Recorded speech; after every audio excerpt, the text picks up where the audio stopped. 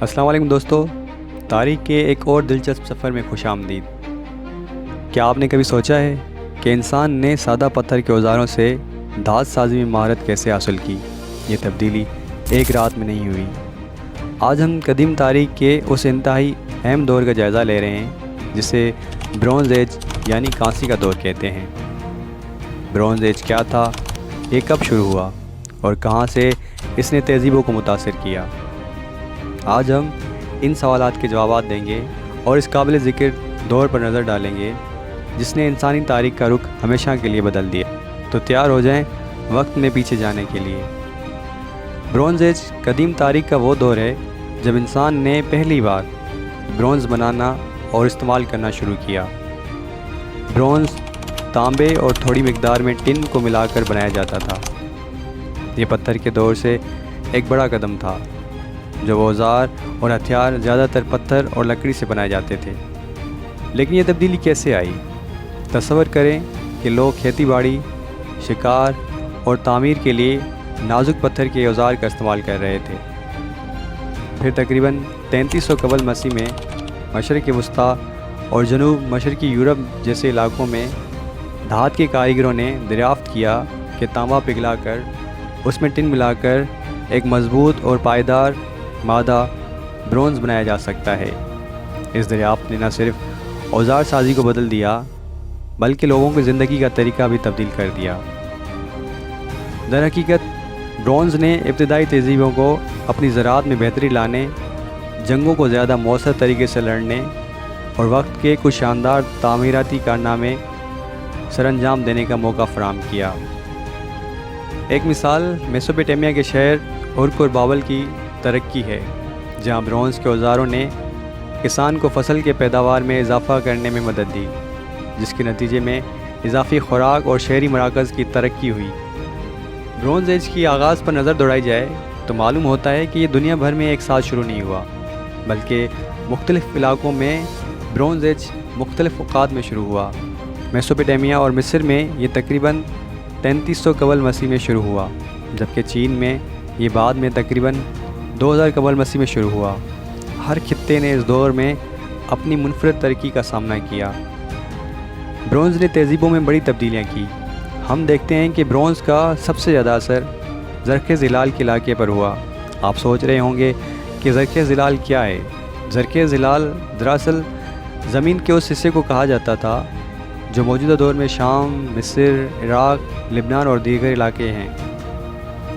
Bronze کی وجہ سے معاشروں نے تیزی سے ترقی کی۔ میسوپوٹیمیا کے سومیریا نے نہ صرف برونز کو اوزاروں کے لیے استعمال کیا بلکہ پیچیدہ برونز کے فن پارے اور مجسمے بنائے جو ان کی مہارت کو نمایاں کرتے تھے۔ مصر میں برونز کو فوجی مقاصد کے لیے استعمال کیا گیا، جس نے مصریوں کو اپنی سلطنت کو وسعت دینے اور دفاع کرنے کی صلاحیت دی۔ برونز کے ہتھیاروں نے ایجپشن چیریٹس یعنی مصری رتھوں کو میدان جنگ میں ایک خوفناک قوت بنا دیا۔ مغرب اور قدیم یونان میں برونز ایج نے مینون اور مائسینین تہذیبوں کے عروج کو نمایاں کیا۔ ان ثقافتوں نے برونز کا استعمال کرتے ہوئے شاندار ہتھیار اور اوزار بنائے جو ان کے سمندری تجارتی جال اور طاقتور فوج کے لیے ضروری تھے۔ چین میں شانگ خاندان برونز ایج کے دوران اقتدار میں آیا، جو ایک پیچیدہ برونز کی کاسٹنگ کی تکنیکوں کے لیے مشہور تھا، خاص طور پر مذہبی برتنوں اور ہتھیاروں کے لیے جانا جاتا تھا۔ لیکن یہ صرف ترقی نہیں تھی، برونز کی وسیع پیمانے کے استعمال نے وسائل کے حصول کے لیے مقابلے کو بھی جنم دیا۔ ٹن جو نایاب تھا انتہائی قیمتی ہو گیا اور اس تک رسائی کو حاصل کرنا اکثر ابھرتی ہوئی طاقتوں کے درمیان تنازعات کا سبب بنتا تھا۔